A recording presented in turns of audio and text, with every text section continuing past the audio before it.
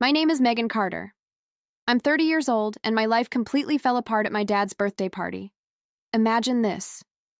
A family gathering, laughter filling the room, and then out of nowhere, my dad leaned across the table. His eyes locked on mine and asked, "Megan, the $200,000 I gave you, what did you do with it?" My heart skipped a beat. $200,000. I froze, the fork slipping from my hand and clattering onto the plate. "What do you mean?" I stammered. My sister's face went pale, her hands trembling as she tried to speak.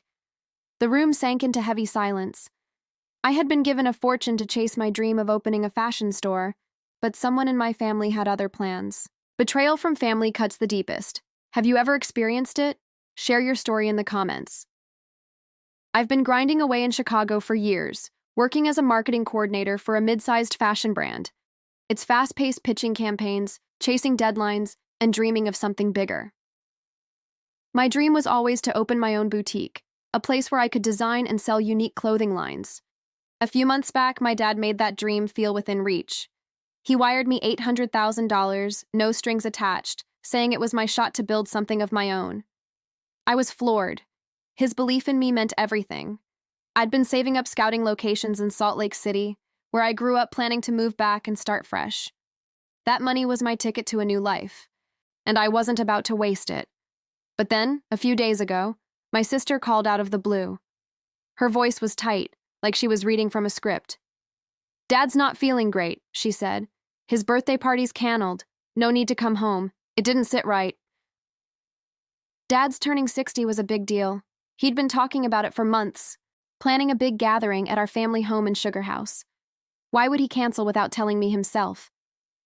I pressed her, asking if he was okay, but she brushed me off, saying, "It's just a cold. Don't worry." Her tone was off-rushed, like she wanted me off the phone. I hung up, a knot forming in my stomach. Something wasn't adding up. I couldn't shake the feeling that she was hiding something. We've never been close. She's always been about flashy clothes and big trips, living a life I couldn't keep up with. Growing up, she'd borrow my stuff without asking, always one-upping me with her stories of exotic vacations or designer bags. I'd learned to tune her out, but this call felt different. Why lie about Dad's party? I checked my texts. Nothing from him, which was weird. He's the type to call me directly, always checking in, asking about my work. If he was sick, he'd have told me himself. I started wondering if she was covering something up, maybe something bigger than a canceled party. I decided to fly back to Salt Lake City anyway. I wasn't going to miss Dad's 60th, sick or not. I wanted to surprise him with a gift, a sleek engraved watch I'd saved up for, something to show how much he meant to me.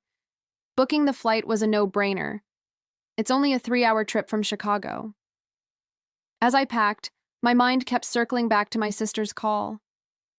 Her words didn't match the dad. I knew the one who'd always been there, pushing me to chase my dreams.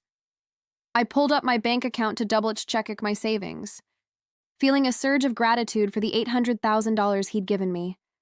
But as I scrolled through my transactions, a small detail caught my eye. A transfer notification I hadn't noticed before, buried in my account history. It was vague, just a reference number, no clear sender. My heart skipped a beat. Was this connected to her call? I called my aunt, who's always been my go-to for family updates. She's sharp, doesn't miss a thing, and she's never been one for drama. "Canceled," she said, her voice skeptical. "I was at their house yesterday, and your dad was fine planning the menu for his party." My grip tightened on the phone. Why would my sister lie about something so simple? Aunt Ellen paused, then added, "You know, I saw your sister with some new designer bags last week. She's been spending a lot lately, more than usual." That hit me hard. Designer bags, trips to Europe. Her lifestyle was flashy, sure, but where was she getting the money? A quiet suspicion started to grow, one I couldn't ignore. Boarding the plane, my mind raced. I clutched the gift box with the watch, trying to focus on seeing Dad, but my sister's voice kept echoing in my head. Her lie about the party wasn't just a small fib. It felt like the tip of something much bigger. I landed in Salt Lake City and drove straight to my dad's house in Sugar House, the watch box tucked safely in my bag. As I pulled up to the familiar modern house, My jaw dropped. Cars lined the street and warm light spilled from every window. The party wasn't canceled. My sister had lied, and I was about to find out why. Stepping inside, I was hit with the buzz of voices and clinking glasses. My dad stood by the dining room table, laughing with guests looking perfectly healthy. My mom hovered near the kitchen, arranging plates, while my sister flitted around, her designer heels clicking on the hardwood floor. Aunt Ellen caught my eye from across the room, giving me a quick wave. I forced a smile, but my pulse was racing. Why had my sister tried to keep me away from this? I made my way to my dad, gripping the gift box. "Happy birthday," I said, handing him the watch. His face lit up, and he pulled me into a tight hug. "You didn't have to come all this way," he said, his voice warm. But as I stepped back, I caught my sister staring at me, her eyes wide for a split second before she turned away. My mom glanced at her, then quickly looked down, fussing with a napkin. Their behavior was off-tense, like they were hiding something. I scanned the room, noticing how they kept exchanging quick looks, their movements jittery. As the party went on, I stuck close to Aunt Ellen, who was sipping wine by the dessert table. She's always been the one I trust to cut through the family nonsense. "I thought this was canned," I said, keeping my voice low. She raised an eyebrow, setting her glass down. "Canceled. Your dad's been planning this for weeks. Your sister's the one who said you weren't coming." My stomach twisted. So it wasn't just a lie about the party. It was about me. I pressed her, asking if she'd noticed anything strange. Aunt Ellen leaned in, her voice dropping. "Your sister's been on a spending spree lately. New designer bags, jewelry, even bragging about a trip to Paris last month. I saw her at the mall dropping thousands like it was nothing." My mind flashed back to our call, her rushed tone, her insistence I stay in Chicago. Paris thousands. She's always lived beyond her means, but this was next level. Where was she getting that kind of money? I glanced at my sister, who was now laughing loudly with a guest, her diamond earrings catching the light. My mom stood nearby, nodding along, but her smile looked forced, her hands fidgeting with her bracelet. I remembered Aunt Ellen's words from our call, my sister's flashy purchases, her sudden extravagance. A chill ran through me. Was she hiding something bigger? Something tied to that vague bank transfer I'd seen? I wanted to confront her right there, but the party wasn't the place. I needed more than suspicions. As I helped clear plates, my sister brushed past me, her perfume sharp. "Didn't expect you here," she muttered, barely meeting my eyes. "Thought you'd be too busy in Chicago?" Her tone was sharp, almost offensive.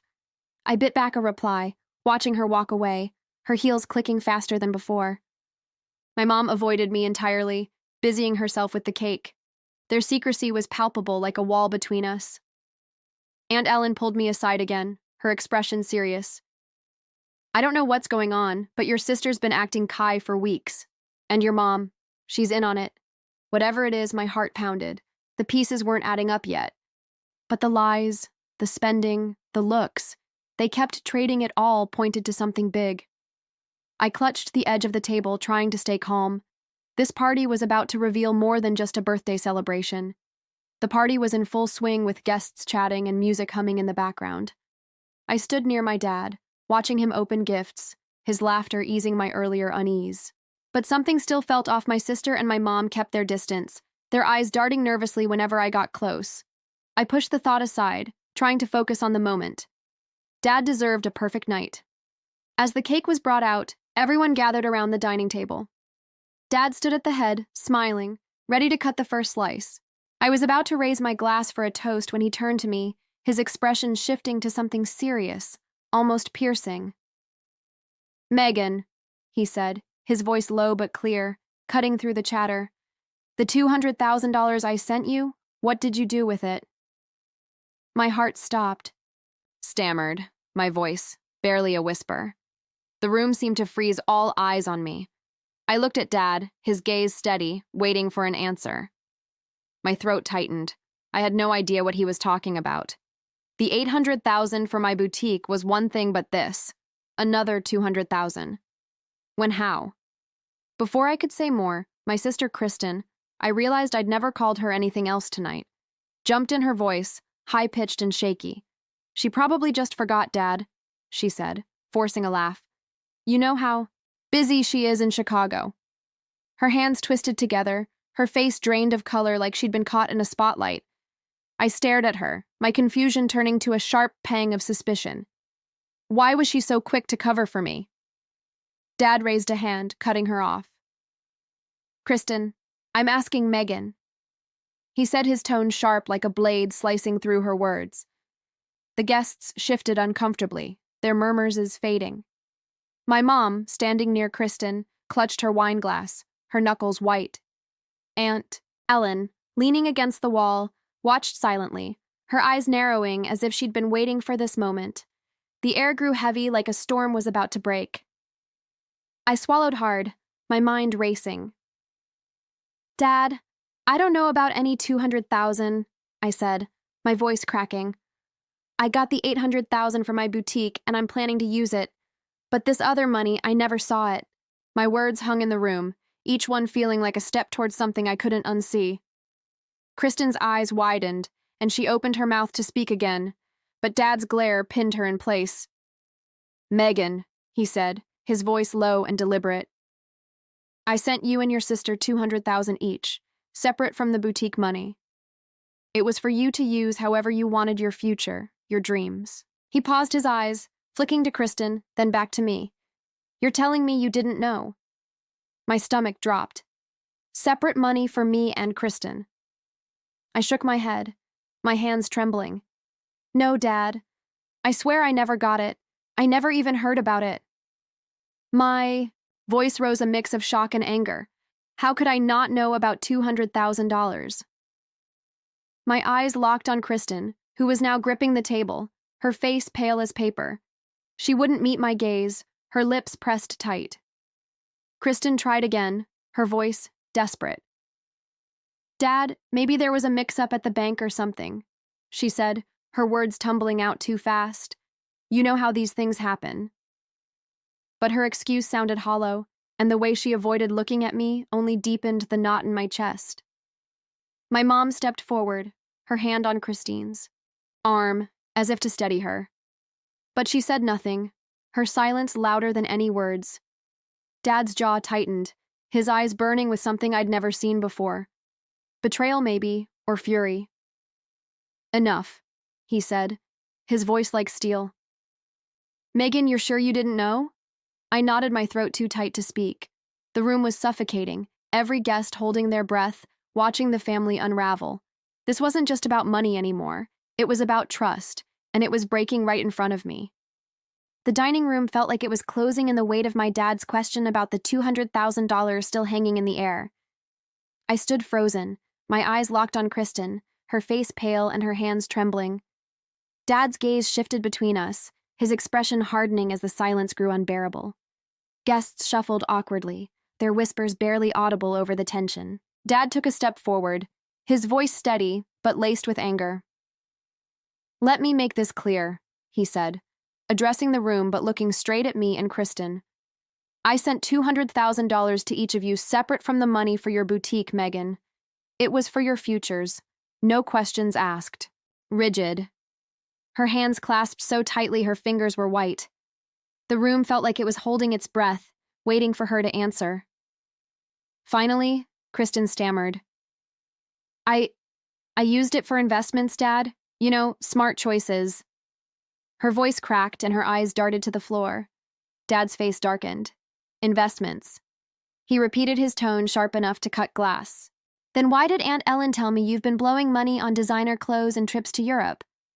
My heart raced as I looked at Aunt Ellen, who nodded slightly, her expression grim. Kristen's shoulders slumped, and she shot a desperate look at Mom, who stepped forward, her voice shaky. Daniel, let's not do this here. Mom said, her words pleading. We can talk privately.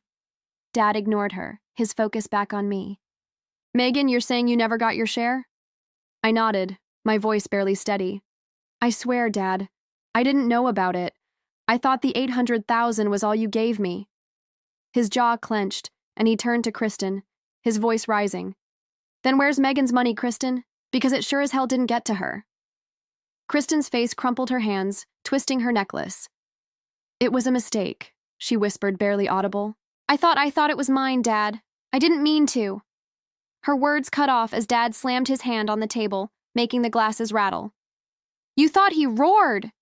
You took $200,000 that wasn't yours and spent it on what handbags vacations? I felt a surge of anger, my hands balling into fists. All those years of Kristen's flashy lifestyle, her smug attitude, she'd been using my money. I looked at Mom, expecting her to defend me, but she just stood there, her eyes downcast, her silence deafening. Mom, I said, my voice breaking, did you know? She flinched but didn't answer. Her lips pressed into a thin line. Dad's voice dropped to a dangerous calm. Linda, you were in on this too, weren't you? Mom's head snapped up, her eyes wide with panic. Daniel, like I didn't mean for it to go this far. She stammered. Kristen needed help, and I thought we could fix it before anyone noticed. Fix it. My blood boiled. They'd taken my future and called it a mistake. Dad pulled out his phone, his fingers steady despite the fury in his eyes. I'm calling the police, he said, his voice final. Kristen gasped, stepping back. Dad, no, please, she begged, tears streaming down her face. Mom grabbed his arm, her voice frantic. Daniel, don't do this. We're family. He shook her off, his expression cold. Family doesn't betray family. You both knew what you were doing. You're done. He dialed, his voice calm as he spoke to the dispatcher. Sank in. My family was breaking apart, and there was no going back. The police station was cold and stark, a sharp contrast to the warmth of Dad's house. I sat in a small waiting area, my hands clasped tightly, still reeling from the chaos of the night. Dad stood nearby, his face set in stone, while Aunt Ellen flipped through a folder of paper she'd brought. Kristen and Linda were in separate rooms being questioned. The weight of what had happened pressed down on me. My family shattered in a matter of hours. An officer approached, his badge glinting under the fluorescent lights. Ms. Carter, we've got statements from your sister and mother, he said, his voice calm but firm. You'll want to hear this. He led us to a small room with a one-way window where I could see Kristen sitting at a metal table, her eyes red and puffy. Linda was in another room, her head bowed, hands fidgeting. My stomach churned. I wasn't ready for this, but I needed to know the truth. The officer started with Kristen. She admitted to accessing a joint account your father set up, he said, glancing at Dad. It held funds for you and your sister, $200,000 each. She withdrew your share a few weeks ago, claiming she thought it was hers. My breath caught a few weeks. That explained her recent spree. The new designer coats, the trip to Milan she'd posted about online. She'd been burning through my money like it was nothing. Did she say why I asked, my voice trembling with anger? The officer nodded. She said she needed to cover personal expenses, high-end clothes, plane tickets, a luxury hotel stay. Most of it's gone. Maybe $10,000 left in her accounts. $10,000. My heart sank. $200,000 meant for my future reduced to scraps. I looked at Dad, his jaw tight, his eyes fixed on Kristen through the glass. What about my mom? I asked, dreading the answer. The officer flipped through his notes. Linda admitted she knew about it. She gave Kristen access to the account, thinking they could replace the money before anyone noticed. Replace it. I clenched my fists, fury rising. They'd gambled with my future, and now it was gone. Dad's hand gripped the chair, his knuckles white. They had no right, he muttered, his voice low and raw. Aunt Ellen stepped forward, her folder open. I've got proof, she said, handing the officer a stack of papers. Receipts from Kristen's shopping trips, thousands on handbags, jewelry, first-class tickets. I saw her at the mall a month ago, spending like she'd won the lottery. The officer skimmed the documents, nodding. This matches her statement, he said. She used the money for personal purchases. No attempt to hide it once she had access. I stared at the receipts through the glass, my anger mixing with disbelief. Chanel bags, a Rolex, watch a trip to Italy, all paid for with my money.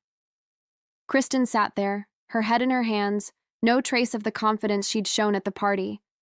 Linda in the other room looked defeated, her shoulders slumped. They'd planned this together, thinking I'd never find out. The officer turned to us, his expression serious.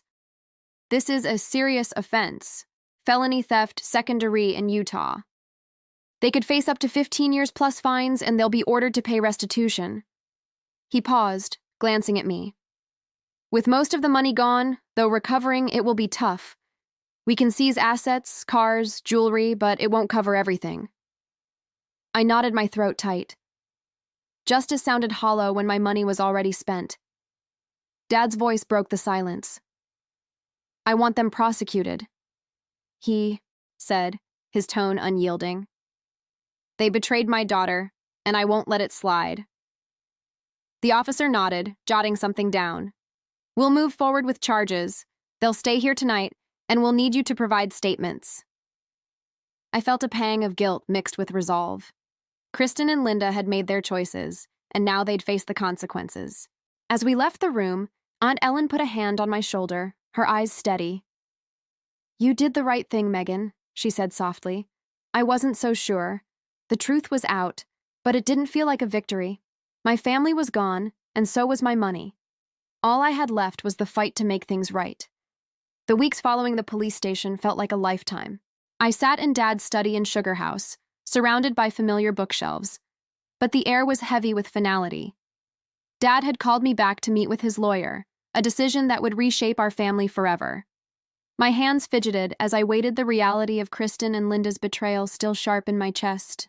Susan Pierce, Dad's lawyer, walked in her briefcase, clicking open on the desk. Megan Daniels made changes to his estate. She said, her voice steady and professional. He's ready to explain. Dad sat across from me, his face etched with exhaustion, but firm.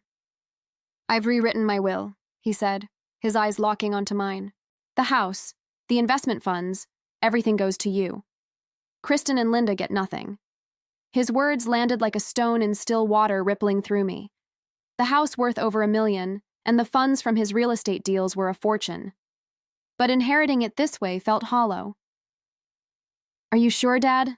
I asked, my voice barely above a whisper. He nodded, his jaw tight. They used your money without permission, Megan. They don't deserve my trust. Susan handed me the revised will, its pages crisp and final. I scanned the document, seeing my name listed as the sole beneficiary. The weight of it pressed on me not just the wealth, but the end of any hope for reconciliation. Susan adjusted her glasses, her tone matter of fact. Kristen and Linda were charged with felony theft second degree for taking the $200,000 from the joint account. They've both been placed on probation 36 months. She paused, glancing at Dad. They're also ordered to pay restitution $200,000 to you, Megan, plus fines of $8,000 each. My stomach twisted. Restitution sounded fair, but I knew from the police that only $10,000 remained. How could they pay back what was already gone? Aunt Ellen, who joined us, spoke up, her voice, calm but pointed. Kristen tried to make it right, she said, folding her arms. She sold her car, a Mercedes barely a year old, and some of her designer stuff, handbags, jewelry, that Rolex from her Milan trip. Got about $40,000 total, a few collectibles, maybe another $10,000 at best. I leaned back, my mind racing. $50,000 scraped together from their possessions was a fraction of what they owed. The court had seized what was left in Christine's accounts, but it wasn't enough. Susan chimed in, her voice, cutting through my thoughts. The judge issued a restitution plan, she said. They'll pay monthly based on their income, but it could take years. If they miss payments, they risk jail time 1 to 3 years. Years. The word echoed in my head. Kristen and Linda, once fixtures in our family, now faced a future tethered to debt and consequences. Dad's voice broke the silence, low and resolute. I don't care how long it takes, he said. They made their choices. His words carried the finality of a man who'd lost faith in his wife and daughter. I looked at him, seeing the pain behind his anger. This wasn't just about money. It was about trust, shattered beyond repair. Kristen and Linda had moved out of the Sugar House neighborhood, unable to face the whispers of old friends and neighbors. They'd rented a small apartment on the outskirts of Salt Lake City, a cramped place in a rundown complex far from the life they'd known. Kristen, who once flaunted her lavish lifestyle, now worked odd jobs, retail waitressing to meet her probation terms. Linda, stripped of her social standing, took a part-time clerical job, her savings drained by legal fees. Their lives had unraveled, reduced to scraping by under the weight of court orders and shame. I tried to feel something, anger, pity, anything, but all I felt was emptiness. The money was gone, and so was the family I thought I had. Aunt Ellen reached for my hand, her grip warm and steady. "You're stronger than this, Megan," she said softly. "You'll build something new." Her words were kind, but they couldn't fill the void. Dad stood his shoulders squared. "This is your home now," he said, gesturing to the house around us. "Make it yours." As I left the study, the reality settled in. The wealth was mine, but the cost was everything else. Time had a way of softening the edges of pain. Months after the fallout, I stood in the heart of Salt Lake City, staring at the sign above my new boutique, Carter's Charm. The storefront gleamed under the morning sun, its sleek windows displaying dresses and accessories I'd spent weeks curating. The $800,000 Dad had given me, his gift for my future, had turned a lifelong dream into reality. Opening a fashion store wasn't just a business move. It was my way of reclaiming what had been broken. The past year had been a whirlwind. After Dad rewrote his will, leaving me the house and his investment funds, I'd left my job in Chicago and moved back to Utah. The decision wasn't easy.